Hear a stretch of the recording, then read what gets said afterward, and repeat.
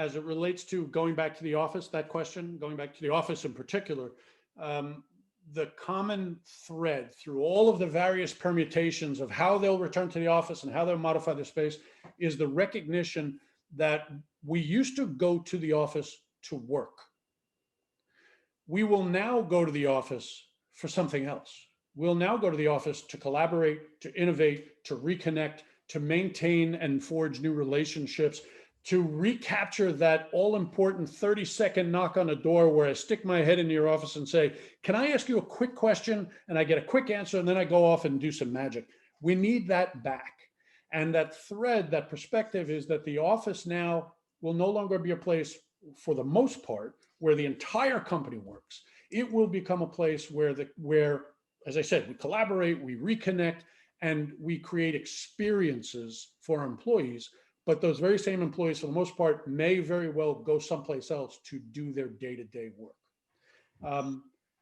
I wish I had that crystal ball. I would say that nothing is permanent. Everything evolves.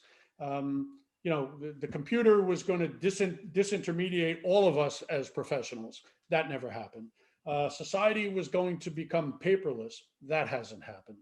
The demise of the office space was announced at the beginning of this, the demise of hotels, the demise of retail. Retail facilities are, in many cases, are being repurposed, large facilities, to distribution facilities. So, people are fluid and evolve. And I do think in some cases there will be permanent changes resulting from this and will affect the real estate component of what you do. But I think in many cases, it'll just evolve into something else. I'm not sure that that's a direct answer, but it's the best. That's helpful. A quick follow-up though.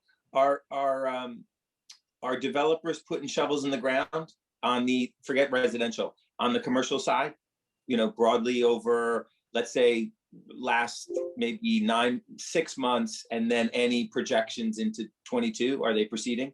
Not seeing a lot of shovels go into the ground in suburban markets or even urban markets for new office buildings, although planning an office building takes years before you put a shovel in the ground. So, some plans are progressing. Not seeing a lot of shovels for hotels, certainly not seeing many shovels for retail, seeing a lot of residential shovels, seeing a lot of industrial shovels, and a different kind of shovel. As I mentioned, all mature office buildings in the suburbs are being considered for being knocked down and the site being converted to a different kind of building.